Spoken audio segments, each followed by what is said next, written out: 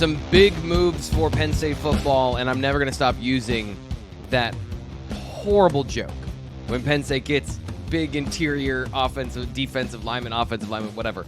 Big guys, we're going to make big jokes. And Fitz, today's guy might be the biggest of the class so far. So tell us who Penn State has brought into the fold for 2024. How about that? We're here talking again, like we just kind of alluded to at the end of the Liam Andrews video. T.A. Cunningham, Penn State's newest commitment in the class of 2024, a four-star industry prospect, four-star industry ranking prospect on three, four-star on three, four-star on all the services. A big pickup in the sense that this kid is massive. I was standing there during one of the camps when he was on his official visits. He walked up. I don't get taken aback by size very often as a large man myself, but T.A. Cunningham is huge. He's about 6'6". I'll go about 280 right now, but he's got that obvious huge frame that you can grow into a big defensive tackle. He's excited about Penn State. Penn State was the only school to host him for an official visit this offseason. So this is one that Penn State's been on for a while, and some things fell into place here, and he is now in the Nittany Lions class. I think the main thing, if Penn State fans are looking for that big nose tackle type body, T.A. Cunningham is the guy that you want. He's the base model of what you're looking for in terms of the size, the length, the athleticism, to be a big guy, clog the middle, but not be in one of those slow, immovable objects. We'll get to that in just a little bit. But when we're talking about where T.A. Cunningham was originally to where he is now, I think some fans maybe need to get an updated perspective of what T.A. Cunningham is in the recruiting timeline. So can you take us through that, and then we'll get into his relationship with Penn State? Because I think with a guy like T.A. Cunningham, a lot of excitement, but there's a little bit of clarification needed in terms of where we are right now in that recruiting journey. It's certainly a journey. You nailed it. He's been everywhere. His first offer came from the University of Georgia. Not sure if you've heard of them or not, but he was a freshman playing in the Georgia Elite Classic, and Georgia, on the heels of that, offered him, which anytime that you are, just a bigger kid that can move, like that's going to draw the attention of a lot of schools. Georgia has had some success with those body types, those guys that are abnormally large. A lot of them go to Georgia. A lot of them have success. Not everybody can turn those guys around, but Georgia's one of them. So he started in Georgia, 2 schools in Georgia, moved to California for his junior year, was ineligible for a portion of his junior year due to the CIF ruling that he could not play. This offseason moved. He's now at Miami Central in Florida. So there's a lot going on in terms of where he's been, where he's going. It hasn't been consistent in terms of development and things like that. So that's kind of stunted him. So I think he's looking forward. And I talked to him yesterday extensively, which was actually the first time I got to talk to him for a while. Very impressive. And I hung up with him. I texted the guys on the site, said that was a fantastic interview. So hopefully that's some of the stuff that starts coming out here on BlueWhiteIllustrated.com. So check it out. But he's got a lot in perspective. He's looking for stability. He's looking for things to kind of put this recruitment behind him, because it's old hat for him. Like, a lot of guys are still excited by the process. I don't think he is. And it's been a process for him. There have been schools that have come and gone. Penn State was one that stuck by him when he could not play last year. That is something that stuck with him. And then, as I mentioned earlier, they were the only one to host him for an official visit. So this one came down to Penn State. He told me Miami and Texas A&M. Penn State seemed to be pushing the hardest out of that group, and now he's in the class. So it has been a long road for T.A. Cunningham. Still a lot of development left ahead of him. And like I said, that stability is going to be something that determines whether he could be the prospect that a lot of people thought he could be when he was a freshman, when he was a sophomore, when he was back in Georgia, when he made that move to California. There was so much going on. He's been a guy that's been on the radar for a long, long time, and now he's in Penn State's class.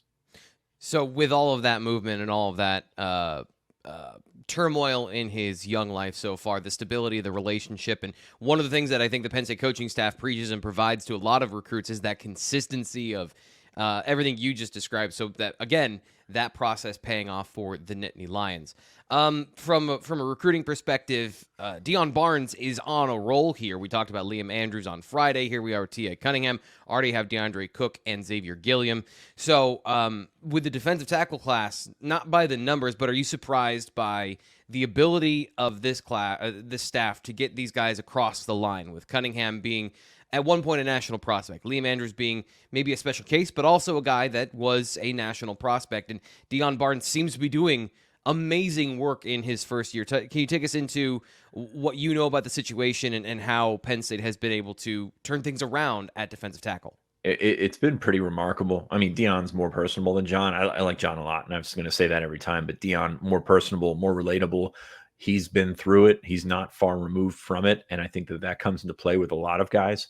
But to stack a defensive tackle class like this after what we've seen over the last 5-10 years of defensive tackle recruiting is pretty remarkable. And it's not so much the guys that they got, it's not so much the guys they missed on. It's the fact that they had so many options. And when they miss on Benedict Ume, when they miss on David Poly, they have guys that they can turn to and fill out that class. And in this case, it's a 4-star guy. So I think it's really interesting how that board was big, how many guys were interested at that position. And, they've got some different body types in there. Liam Andrews is not the same as Xavier Gilliam, who's not the same as DeAndre Cook, who's not the same as T.A. Cunningham. So a lot of variety in that defensive tackle class. But I think what I would say is the most impressive part is when they had to pivot because Benedict Ume picked Stanford, because David Poly picked USC. There were still options out there when in the last decade there really haven't been. And not talking about the guys that they've brought in, but they've fallen back on some guys that in reality showed they could not play at Penn State. I think these guys, if you miss, you've got the portal, of course, but if you miss, these guys are athletic enough and good enough players that I think they can fit into that mix and play at Penn State. Yeah, that's one of the things I've noticed about this class is none of them are below any of the thresholds that you're looking for in terms of, body composition, size, potential for growth. Penn State has, as you said, had to fall back onto some situations that were less than ideal. All these guys have great length, great size. Even Xavier Gilliam, who might be the little bit of undersized, kind of classic Penn State defensive tackle body type, 33-inch arms. And you look at what you have 6'6" and a half, 280 pounds in T.A. Cunningham. If all things work the way you hope it does, if you're Penn State, you're not going to have to play a guy out of position. Like take Liam Andrews and make him a one technique or however they want to divvy up the left-right as they do at defensive tackle. You've got the body types to fill roles in the defense and put people in the best situation to develop into what they do best based on the composition of this class. So getting into T.A. Cunningham, what did you see on film? What did you like from him? I'll follow up with some thoughts afterwards. I think before we get into that, you look at the way that Penn State has put this class together. I mean, Gilliam's got very good film. You're wondering what's left ahead of him. Cook has that body type, 6'4", legit, 260. He's going to grow into it. So at this position, you have to make certain concessions because it is such a projection. Like you very rarely have ready-made defensive tackles and even more rare than that, a guy that's ready to come in and play right away. So right. You have to project these guys out. So you have to make concessions at this position. Everybody does. Alabama does it. Clemson does. All these schools that are successful with it, they make these concessions as well.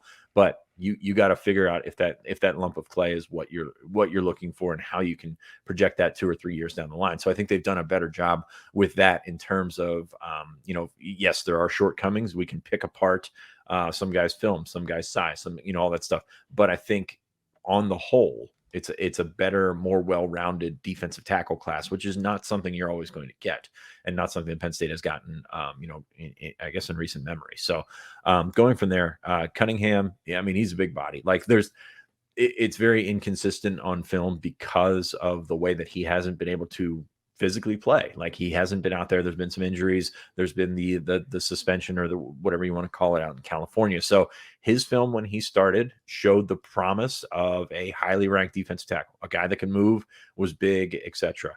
As he went on, he grew into that. He got stronger, obviously, like that. But that'll slow some things down in other areas. So his film later on in his career, there's holes in it. Like there are question marks about where he's going to be, and I think that's why his recruitment went the way that it did.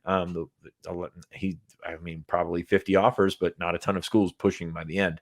Penn State felt they could take that chance. That this is a situation where he's going to come in, and if it doesn't work out, it doesn't work out. But like if you're going to miss big, and this guy is certainly big. So He's flashed that athleticism. It's just a bunch of flashes at this point. There's a lot of development left to go if he's going to be the player that he thinks he can be, that Penn State thinks that he can turn into. You got to have a little luck on your side as well. So I think that's when you look at the film with T.A. Cunningham, there's things that you like, and there's things that you could say would like that to be rounded into form a little bit, or you would hope that it would come a little further from his freshman and sophomore years to where he's at right now.